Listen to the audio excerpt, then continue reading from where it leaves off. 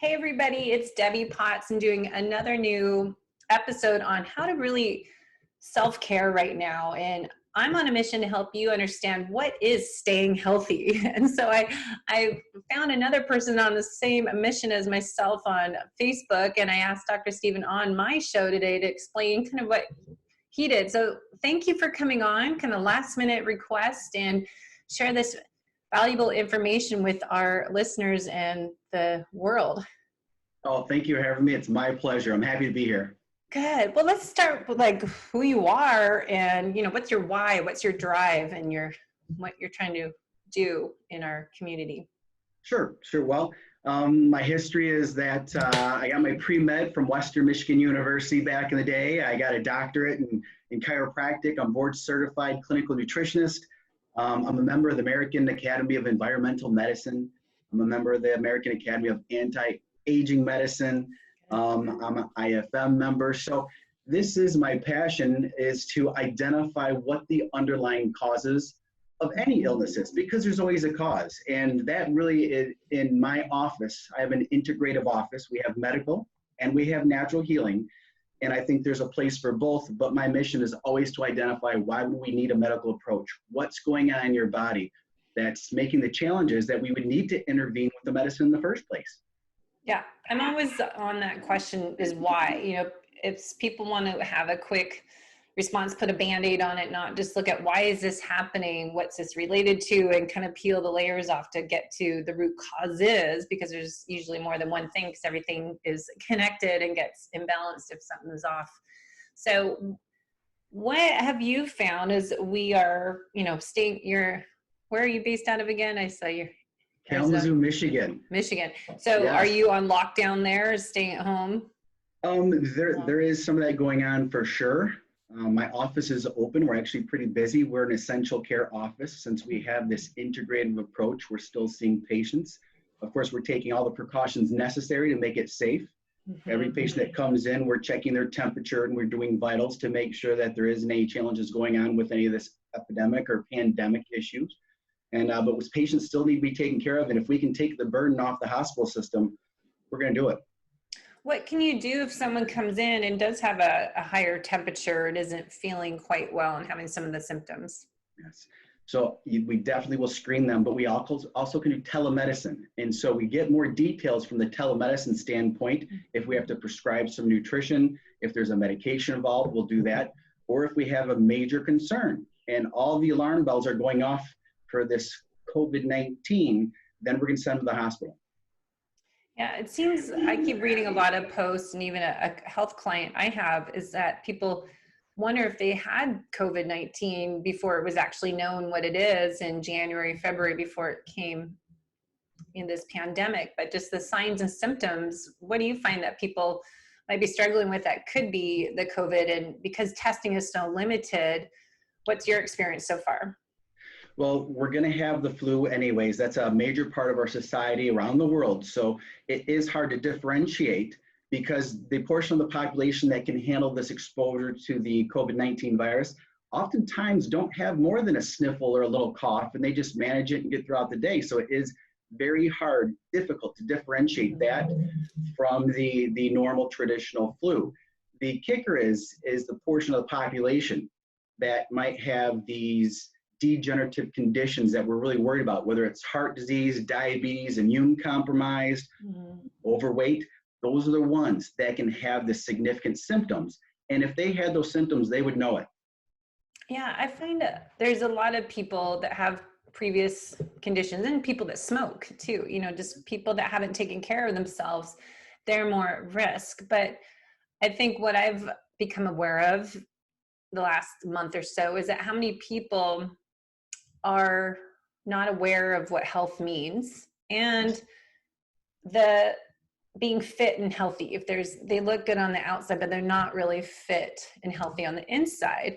And that we have these, as an FDN practitioner, we identify, those hidden internal stressors that are causing dysfunction. But I would think a lot of people might look good on the outside, but they think they're invincible, but really, their gut is, if our immune system is 80% our gut, how important is gut health, and looking at how healthy am I on the inside out? Yeah. Yeah, we always want to look at from that perspective. Three major triggers that cultivate immune responsiveness that's inappropriate, even autoimmunity. One is, and this is what I learned at a young age, is you'll have a genetic predisposition. And so what I was taught at a young age was if you have the genes, you're going to have disease. That's completely inaccurate. If you have the genes and you activate those genes, then you'll elicit what we call the disease response. So we have the genetic predispositions, then we have the environmental triggers that are involved. A food trigger, a chemical trigger, or a pathogen trigger. A pathogen trigger could be a virus, a parasite, a bacteria, or a fungus. And then we have exactly what you just said, leaky gut or hyperpermeable bowel. This sets up the storm of chronic degenerative disease and autoimmunity in America. And these are the patients that we're seeing need the hospitalizations and need the respirators and need that emergency care because their immune systems are so already hyperactive and inflamed that they can't mount a healthy response to a new virus. And that's why I feel like I'm on this personal mission to help create this awareness, is what you're saying, because I am an athlete. I work out all the time. I did racing for years before I got broken, but I know my labs I just did, they're not ideal. You know, I have H. pylori, I just found out still hiding in there. I have probably leaky gut, I didn't do that. I have liver congestion, oxidative stress, and all this stuff. So just because I'm, you know, fit and strong, I don't feel like my immune system is as strong as it could be. So if we want to optimize our health, build our immunity, build our resiliency, we need to really be doing this self-care practice, and how we can, you know, if we get someone around us that has the virus, how can we protect and build our defense system up? Well, it's funny that you mention it in that way, because I was watching the news and it was my favorite news channel. It's like a business news channel. And they were interviewing the CEO of Nestle. And they were congratulating him for increasing hours and manufacturing more snacks and chocolates. And it's bizarre. It's actually, this is accepted by society as normal. If you go to the grocery stores right now, you'll see all the snacks, all the unhealthy foods are gone. Yeah. They're purchased.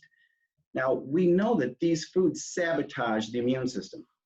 So what we should be doing are things like getting good sleep, hydrating with clean water, not city water, making sure we're exercising, reducing that total inflammatory burden in the body from staying away from food sensitivities, getting rid of that H. pylori that is very difficult when you don't address it. It can antagonize the gut, balancing out fungus.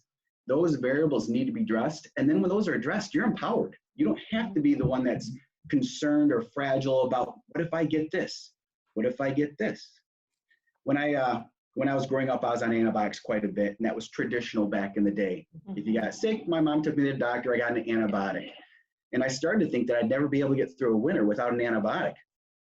And that was concerning. And once I started this approach in my early 20s, we called it back then environmental medicine. The terms now are more functional medicine. I haven't been on an antibiotic in 30 years, and my patients cough on me all the time. That's the power of this approach. I am not intimidated by the coronavirus. Now, I don't want to have exposure, but most of us will have exposure. If we have a healthy immune system, we have some symptoms and we navigate it. If we don't, they're the ones that get sick and have this concern. So if we want to take responsibility for our own health, self-care, what do we do? I know you talked a lot already, some tips, but you know, you have great videos you posted on Facebook. Let's talk about kind of some basic steps of how to really optimize our health, which I would think would be our gut health. And unless I love to run functional lab testing, really identify those internal stressors. So ideally, I would suggest running the labs, but if people can't do that, you know, what are some just lifestyle habits we can do that are free? Sure. So the first thing we do to try to maintain a healthy gut lining, gut integrity, reduce that hyperpermeable bowel, take out the dairy and get rid of the wheat. It's just a given. Yeah. It's free.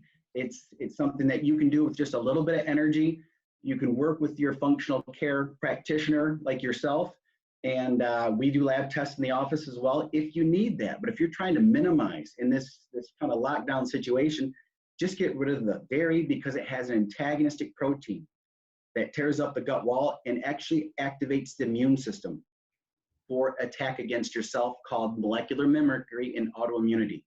The gluten can do the same thing. You take those variables out of the equation and you're reducing that fragility. Now, of course, we always talk about sugar too. Got to get the sugar out. You have to get it down because it antagonizes everything going on in your body. It's an oxidative stressor. It suppresses your white blood cells, and we have way too much sugar. And what about mitochondria function? Are you familiar with, mitochondria, how they get damaged from the chronic stress, from the inflammatory foods? How's that connected?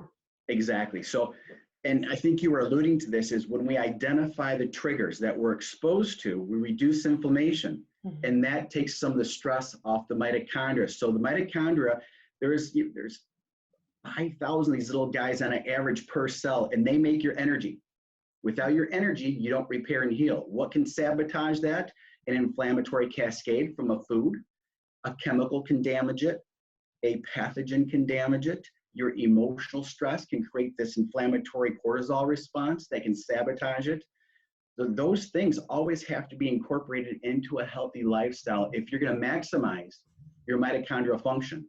One of the things with, if you're familiar with statin drugs, statin drugs are, well, they're a poison that poisons the liver, so it can't make cholesterol.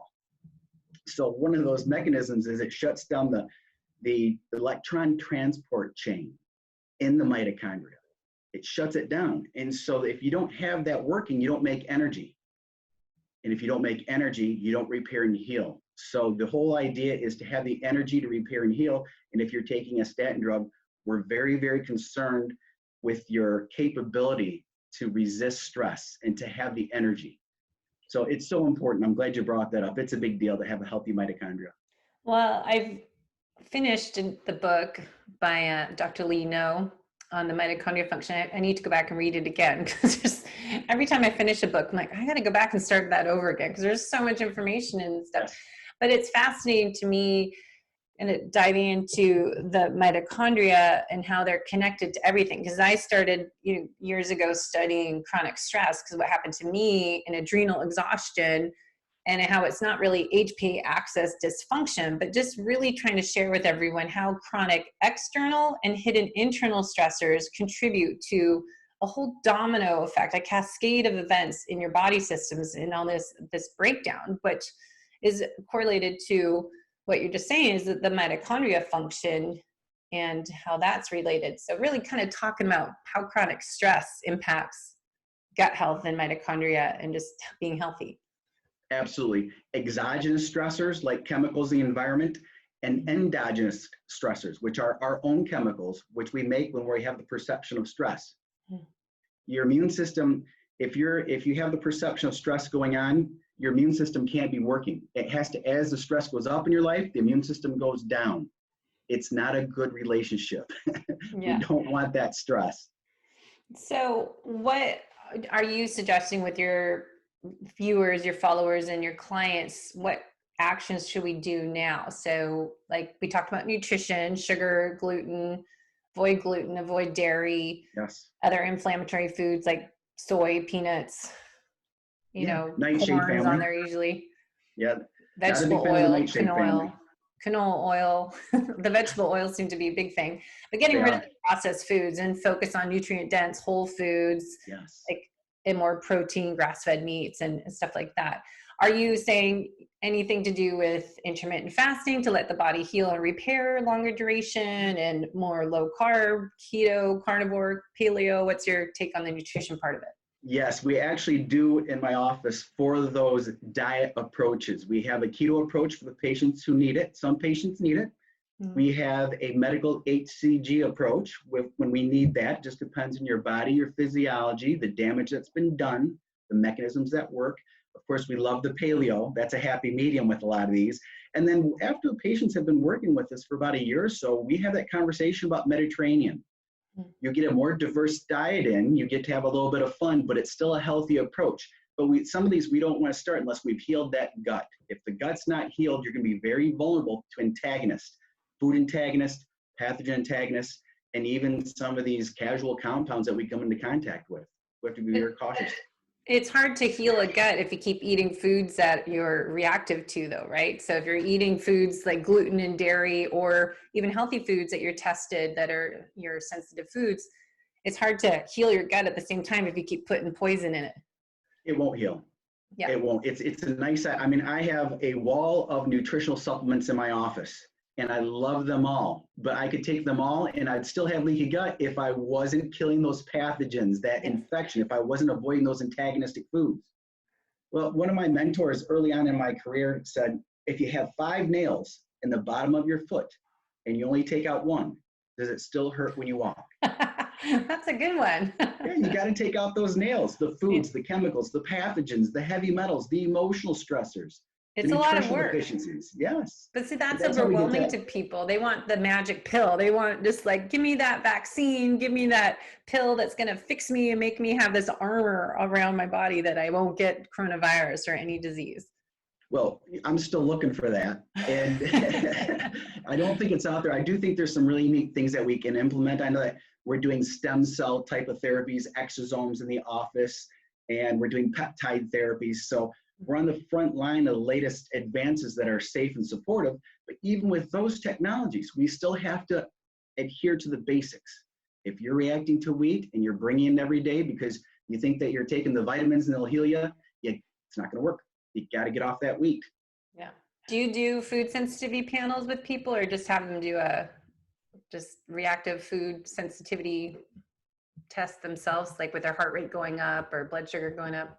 Every patient, I've seen over 10,000 patients. Every patient gets a dysbiosis, an organic acids test to check for that imbalance of fungus, parasites, bacteria in the gut.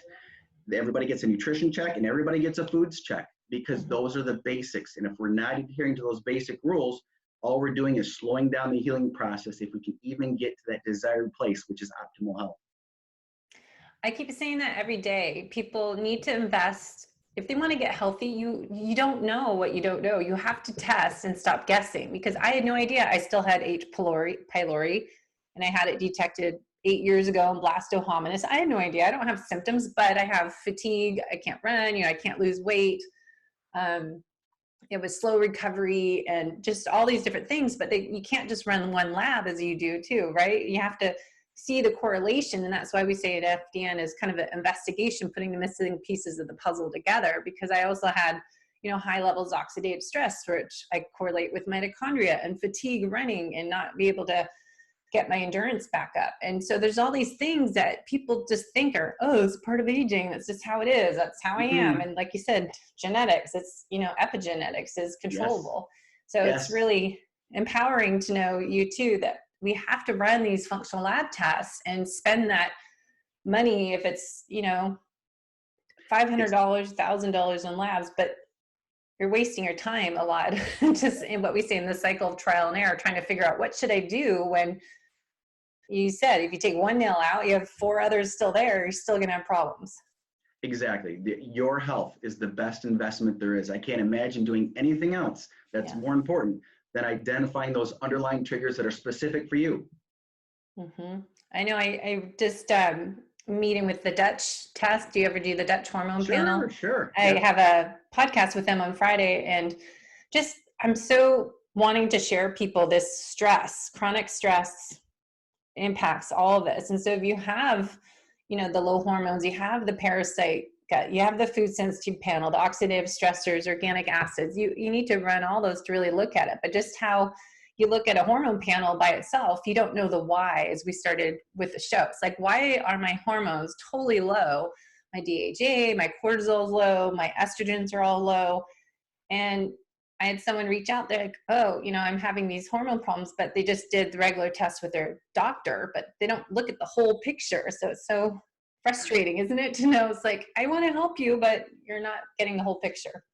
Well, what we do in the office is we'll do the hormone panel and we'll go ahead and prescribe bioidentical hormones if we need to. But all that is a wonderful patch until we figure out, how do you get the body back online? Because our vision is with every patient, we'll use this Band-Aid, and a healthy Band-Aid, until we can get your body back to the restoration where it makes its own hormones the way it's supposed to. And with that vision, we just watch it. And as you start to heal, the intervention with bioidenticals go down. Mm-hmm. Good. Okay, so the next thing, I'm just going through my holistic method, is 8 elements. So we talk about nutrition, exercise. So what do you find with exercise for people trying to build health, immunity, resiliency, and avoid, getting the coronavirus? Yes, yes. First of all, it's a given. It's back when I played sports my whole life, but when I graduated from high school, I was like, finally, I don't have to go work out. I don't have to exercise. I don't want to do anything. I was exhausted with hockey and soccer. Mm-hmm. And as I took that approach, my wisdom wasn't there, and I realized that exercise needs to be a part of my life. It's the most important antidepressant, most effective antidepressant there is. Yeah. It oxygenates your tissues, it oxygenates your brain. Everybody needs to exercise every day. It's not an option if I don't feel like it. You always feel better after you exercise. So it's a daily thing, and we should embrace it. Yeah. But then you're talking to a lot of my listeners were type A, triple A athletes who Yeah. do Ironmans and marathons that do way too much. So I call it the Goldilocks effect. Not too much, not too little, just that right amount that's not going to cause additional chronic stress. Okay. And in a time of this pandemic, people are, stressed out watching too much news and social media posts and just too much going on. What is your opinion on exercise that's healthy for us, and how too much exercise could raise our cortisol levels and have excess chronic stress? Agreed. So we want to get the exercise in that's effective. We want to get a sweat in. We want to be reasonable. And if for those high performance athletes, if we just can't get that mindset of being reasonable, then we bolster the body to deal with that stress. I often tell my patients, I don't want you to quit your job because of stress. I want to make your body so healthy you can handle any stress that comes down the pipeline. Mm-hmm.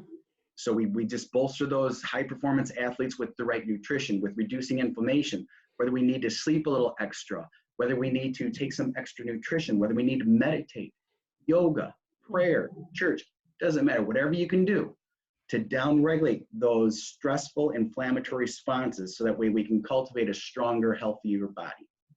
For sure. And that goes into my next element of the holistic method is sleep.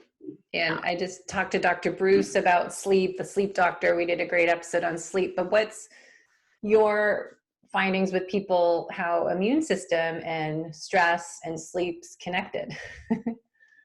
So when I was getting my doctorate, it was a badge of honor to sleep 3 hours a night, because that meant that you were studying more and you knew more than anybody else because you didn't sleep. Now, I know that's just ridiculous now. That was probably the worst choice I could have made. And we actually have to get 7.5 hours of sleep, quality sleep, every night.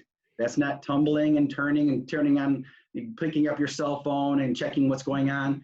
You want to get to bed before 10 o'clock if possible, because your body has a circadian rhythm and certain organs charge at certain times.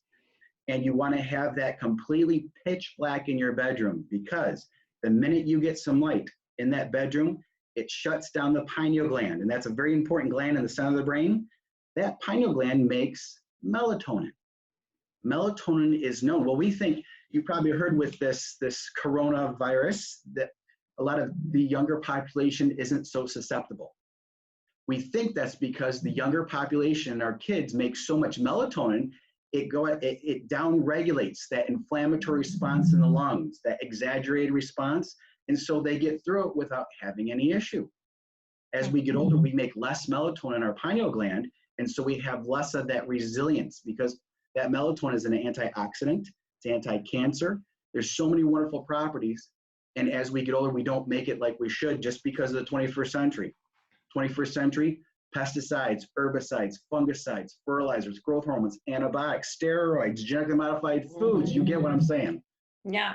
And what about melatonin's also made in your gut wall lining, right? Yes, absolutely. So if you have low melatonin, that's probably a symptom or a clue that you have another clue towards gut dysfunction.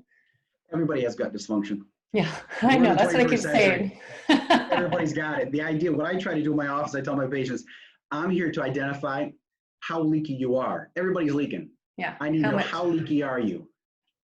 Yeah. What tests do you do for leaky gut tests? Yeah. Well, we used to do some of the sugar tests to see what sugar gets through the bowel wall. We really don't do that. We rely mostly now on the organic acids test. It can really give us good information about how much the fungus is making a byproduct, and we can measure that byproduct in the urine. If there's C. diff, it's a Clostridia species making byproducts, because they're alive, and if they're alive, they have exhaust, and their exhaust is a poison. We can measure that poison in your urine, and then we can indicate your level of infection. Yeah, I know I've had that test, actually, the Great Plains organic acids test to take. Yeah. So on the next element is stress. So how does stress impact our immune system? Yeah. So if you think about our ancestors, and I like to go back to our ancestors because their physiologies function the way they're supposed to. Ours are going offline now because of the 21st century. Yeah. Our ancestors, what they do is they'd have a stressful experience, like they'd have a tiger chasing them on a hunt. Their immune system would turn off, their digestion would turn off, and all their energy would go into the musculature to get away from that tiger.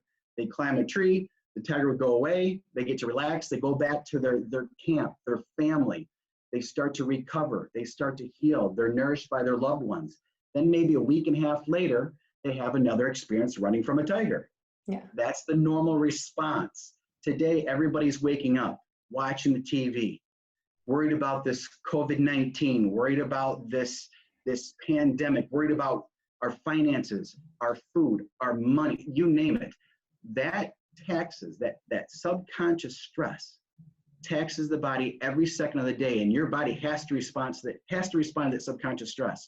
So it makes these inflammatory hormones. So instead of having this great maintenance and healing going on in your body because your stress is low, when we have that perception of stress that goes high, that healing and maintenance turns off, and you go into this innate response called fight and flight. We're not supposed to live in fight and flight. So when we get exhausted from always being in fight and flight, what do? Coffee and sugar. Yep. And alcohol too now. Yes. We're going to drive our bodies in the ground whether it wants to go there or not. True. I mean, that's what I've been trying to write and explain. It gets too sciencey for people, but Secretary IgA and how importance of that, how stress is on, your immune system's down, but how is exactly off? And it relates to, it's just crazy how the body works, just how it protects yourself in emergency. So it turns everything else off. And that's kind of your immune. I was thinking of your army and your gut, your defense, first line defense is kind of on hold, and they're not functioning as optimally as they should if you have too much nonstop stress. Yeah. It's about allocating resources. Our ancestors are here. We're here now because they did a great job of allocating resources. You can't always have one resource on because it created deficiency in another resource. So we're always maneuvering every day. What's going here? What's going on there? Do we need extra here? Do we need extra there? When we start to lose that flexibility and we become inflexible with that is when we get sick. Yes, I know. But that's why I feel like we need to keep explaining how chronic stress is going to lower your immune system. And if you're all about get healthy, stay home and get healthy, it's really defining what healthy means and what we need to do to be healthy, not just walking outside, which is my next element, is movement. And I keep telling people, wake up, go outside and see the sunrise. We do my new routine is a little half-hour workout at home or yoga. And then I go outside, sun's coming up, and then I get ready and go to work, come back, feel like I left somewhere because we're stuck at home in Seattle. And then, lunchtime, all right, that means go take a break, go for a walk. Evening time, all right, office is closed at 5, go for a walk, get outside, even if it's 5 minutes. But how important is movement right now, and vitamin D, sunlight? Yes. It's fascinating. In Japan, they actually call part of this forest bathing. Doctors will prescribe to get outside in nature because there's so many qualities in nature that actually we resonate with and supports and nourish our body. So when you get outside in the sun, if there's no sun, there's no life. Yeah. And this is what just below, and maybe you feel this way too. Think about the research in the 70s and 80s. They started, the doctors, the research said, don't go out in the sun, it's bad for you. It's ridiculous. And so then I get patients coming in with all this sunscreen, this toxicity from the sunscreen. They don't ever get any of that radiation into their tissues. it was poor research. And we have to have some sun. Now, what I tell patients is, in the springtime, let's go with the cycles of life.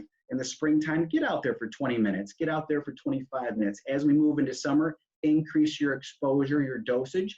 Get that golden brown tan if you can in the summertime, because that will increase your vitamin D levels. And if we go into wintertime with high vitamin D levels, we're going to be healthier. As we start to lose the sun in the winter, we start to use up those vitamin D reserves, and then we have to start the whole cycle over again. And especially with this corona issue, we know that vitamin D, if you have healthy levels of vitamin D, it reduces the incidence of having respiratory syndromes across the board. It's especially important right now. Yeah, vitamin D. So is it like 10,000 a day vitamin D, or like what? I never prescribe medicinal dosages without taking a lab test to find out what they're coming in with. Good job. Yes. I would love to, because it's so important. Yeah. Almost everybody's deficient in it because nobody gets outside like we used to, our ancestors. But in the foods, obviously, we don't eat the fish and the foods that have the vitamin D. Yeah. Most of the fish are polluted. So we make sure we have a healthy start with our vitamin D levels, and then we monitor. We give injections in the office. We recommend supplementation. We have light therapy beds.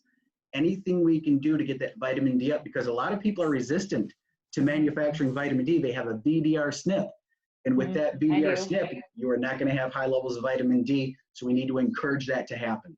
I know. I did a great podcast with Dr. Ben Lynch, who wrote Dirty Genes, if you've read that. Yes, so we did wonderful. an amazing book, and his program, this software, the Strategene, I suggest people uploading their raw data, and they have a new version coming out in a month. But the VDR is one of my SNPs, and the GTX, which is glutathione, which is something else, really to look at doing for liver health, and our antioxidants is getting that extra glutathione. But you don't know unless, again, you test and look at genetics, because you're just guessing. It's just, that's what we do, is getting that specific information for an individual's needs.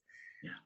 So the next one is a big factor, digestion. We've talked a little bit, but I keep saying it's what you eat, how you eat. So chewing your food, being parasympathetic nervous system, sitting, relaxing, focusing, not doing 50 things at once. And when you eat, so intermittent fasting, most of us, and how or why. For proper digestion, I think a lot of those factors, just how we eat, is important for proper digestive processes. So what's your input on digestion and health and immune health?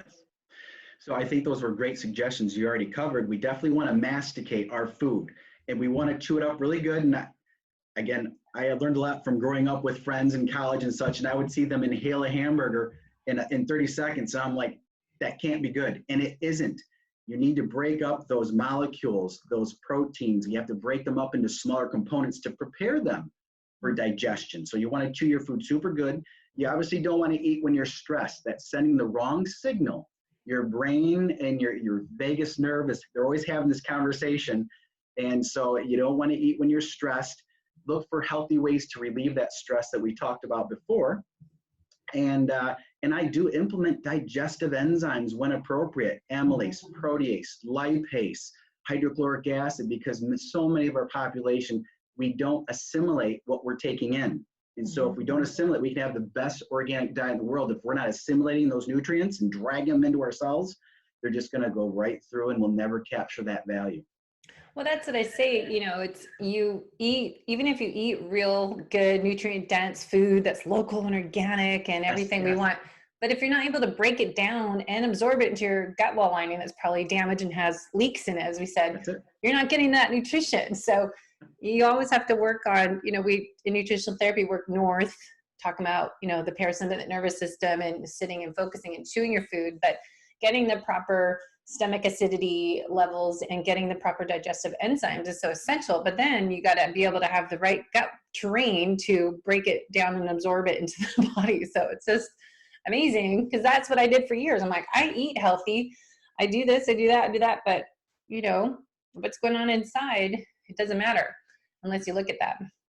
And oftentimes when we look at that terrain and the things that we've talked about, whether it's fungus overgrowth or food sensitivities, when you fix that, oftentimes we can take patients off the digestive enzymes or hydrochloric acid because it's just not needed, because our vision is always to get the tummy back to where it's doing what it's supposed to do. It's supposed to assimilate and digest. And when we take those variables out of the equation, it will do it.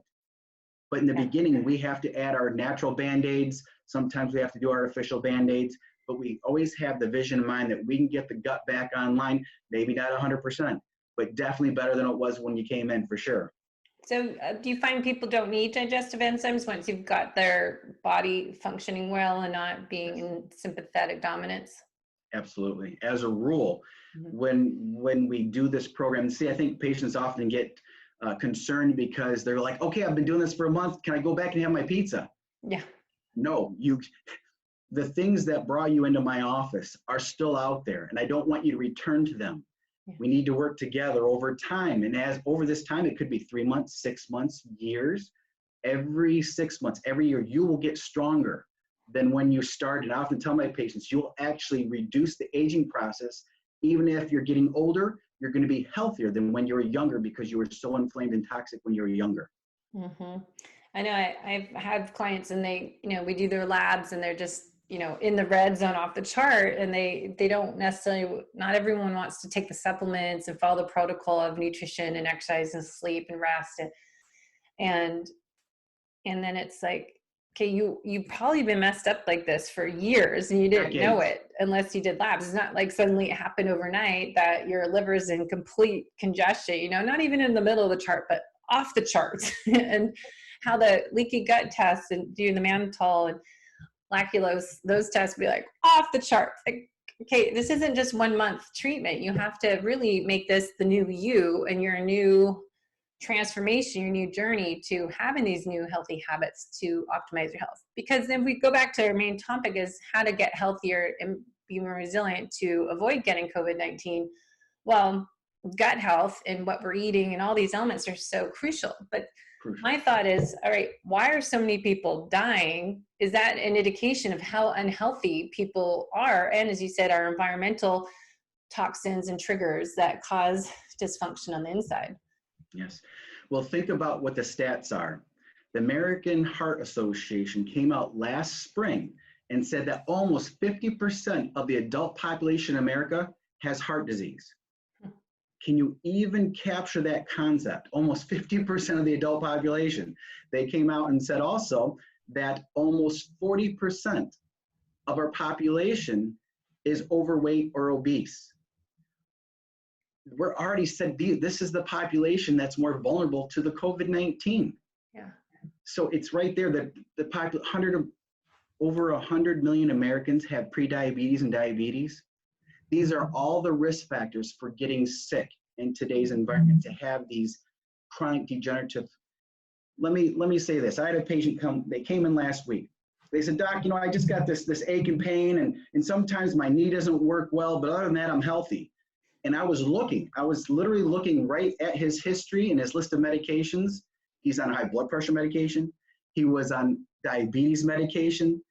And that's not healthy, but our society is so trained to think that that's normal when it isn't. That's a catastrophe going on in our society and our human population. And now we're seeing just how vulnerable that population is because they're the ones who are susceptible to having the viral exposure and not getting through it in a healthy way. That is so frustrating, isn't it? It's like, this is why I became a health practitioner, became NTP practitioner, FDN. It's like, yes. I was a personal trainer for 25 years. I'm like, this does not do anything for people, training them twice a week when they're not sleeping, they're not doing stuff the rest of the week, they're eating poor foods, or, just all that stuff. And it's so frustrating to know that, listen to all the people that die every day and know that it's because of our lifestyle and what we're eating almost, and just how we've deteriorated our health system on the inside. And why don't they look at those charts of how many people have heart disease, go back and see when that started. Was it when our food pyramid and our industrialization started of having to refine flour and sugars and processed foods and vegetable oils and telling us to have, as many carbohydrates as you want because that's the bottom of the food pyramid. You get 6 to 11 servings of that. And fat on the top, limited. So it's just Completely backwards. frustrating. Yeah. Yeah. Well, do you remember the Crisco commercials? Oh, yes. What was science telling us? Absolutely, that is, trans fatty acids are outlawed now across the country, and that's all Crisco was, were these hydrogenated fats that would last forever. And I remember my grandmother cooking with Crisco, and I remember I'd go over to my grandparents' house for lunch while I was going to the university, and they'd always have their margarine out because it wouldn't spoil.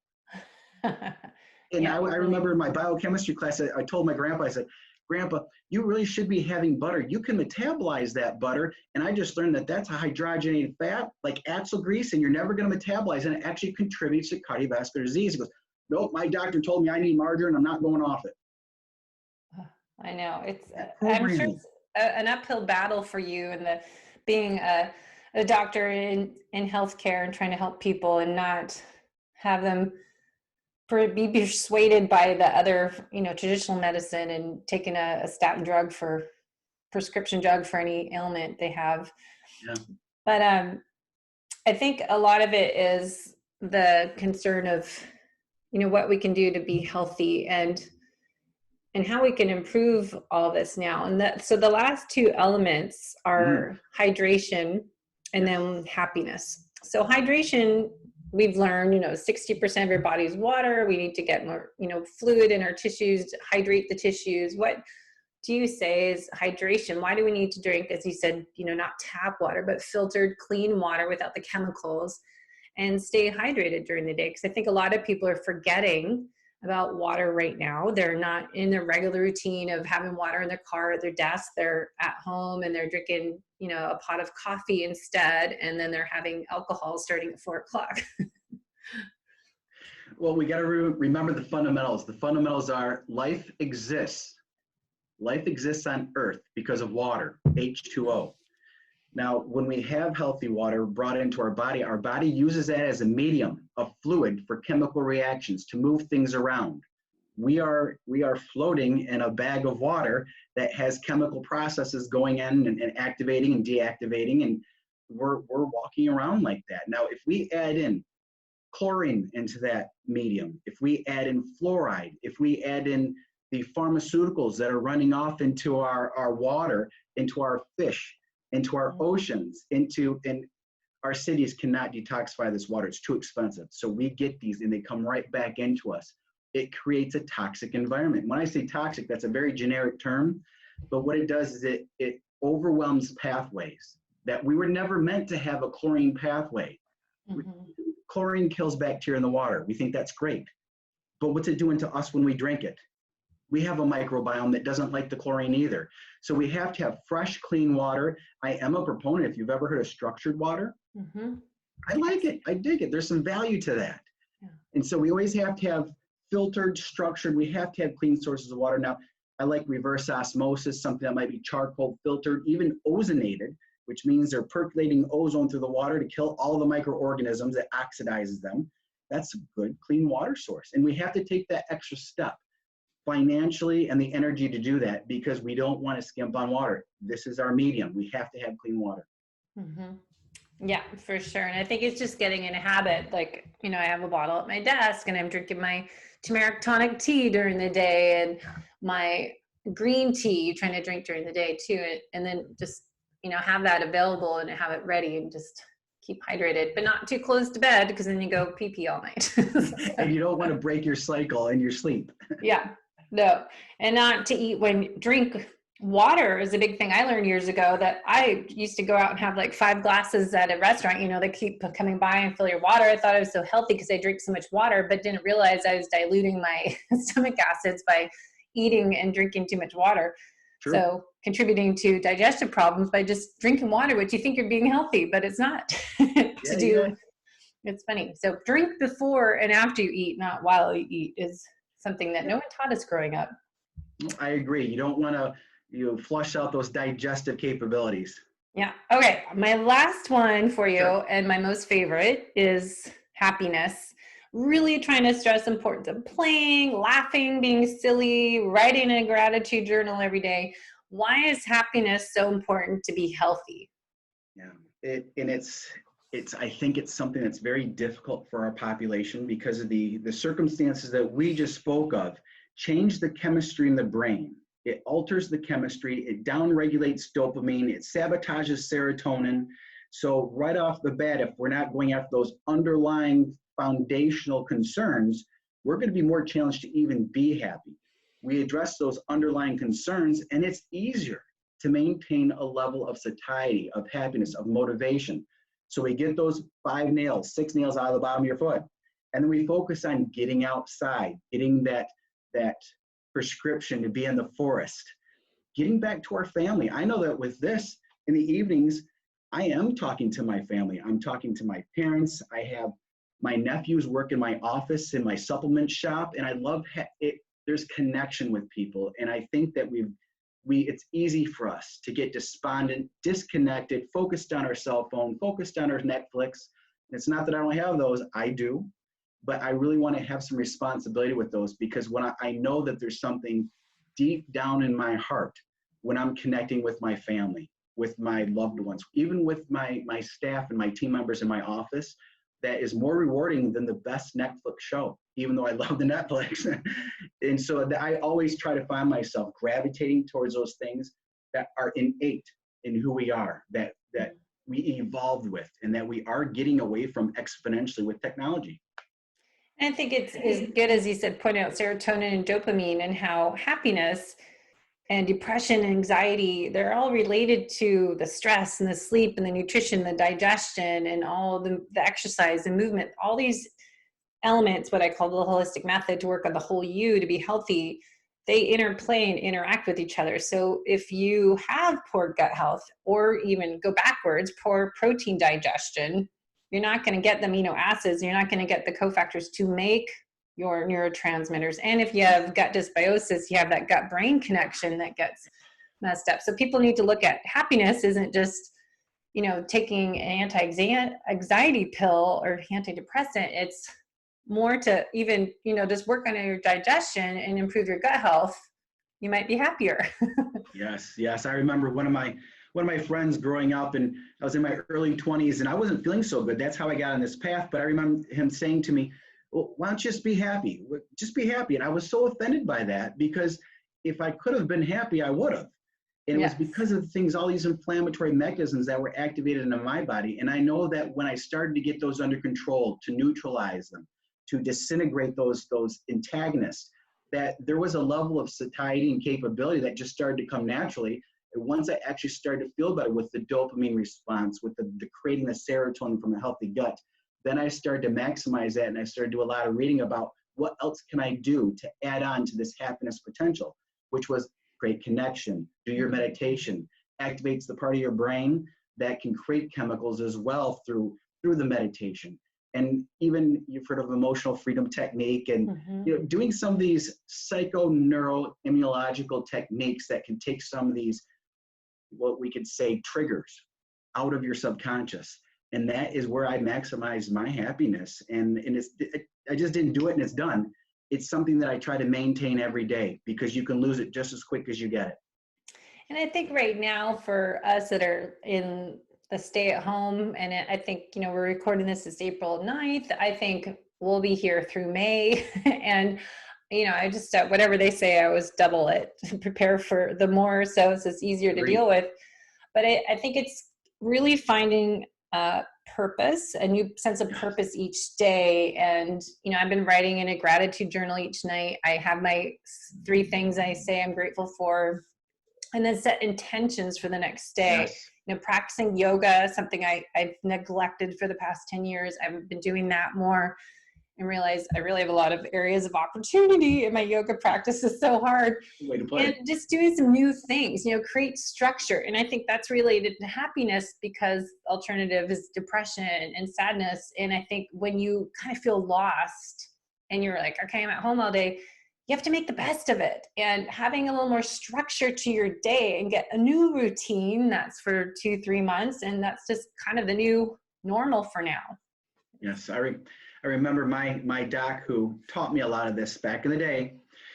She always would say, be patient, confident, and hopeful. And every time she'd say that, because I wanted to get through her program and get healthy right now and go back out with my friends and do this and do that.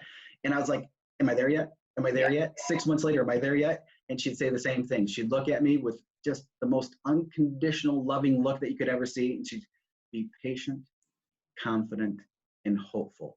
And at the time, I was mad that she'd say that. But now I know she was right on and that her words were truth. And so that attitude of gratitude is so important across the board.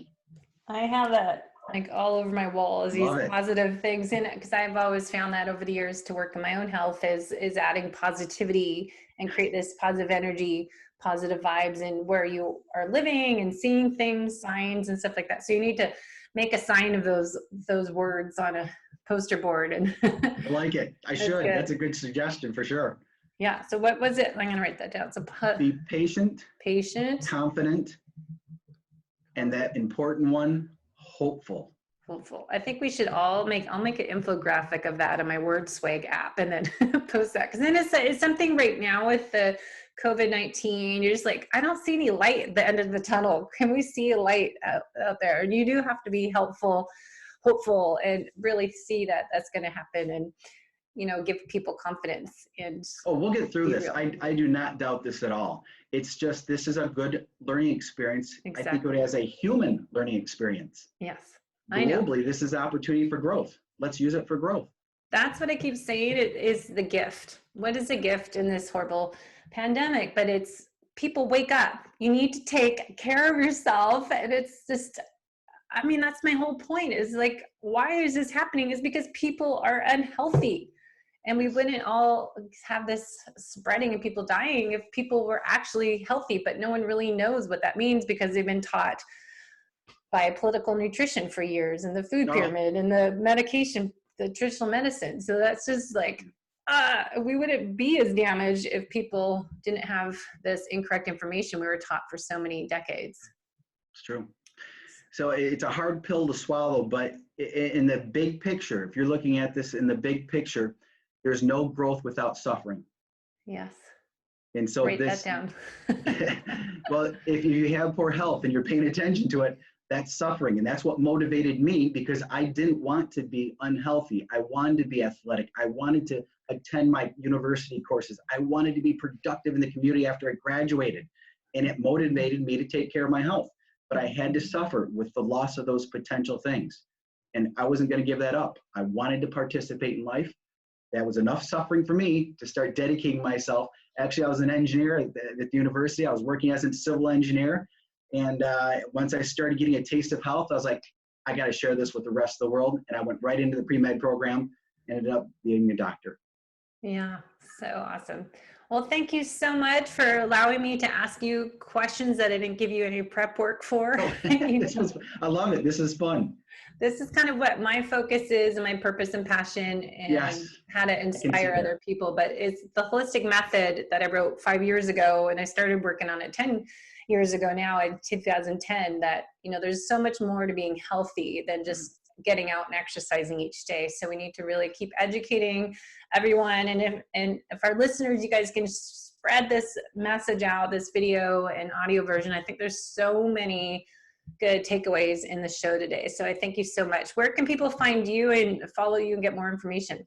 My website is yourvitalityhc.com. And that's probably the easiest way is that, of course, we have a Facebook page, Vitality Healthcare. Now believe it or not, I chose Vitality Healthcare. It's probably not a good choice because there's a million of them out there, but ours is in Portage, Michigan.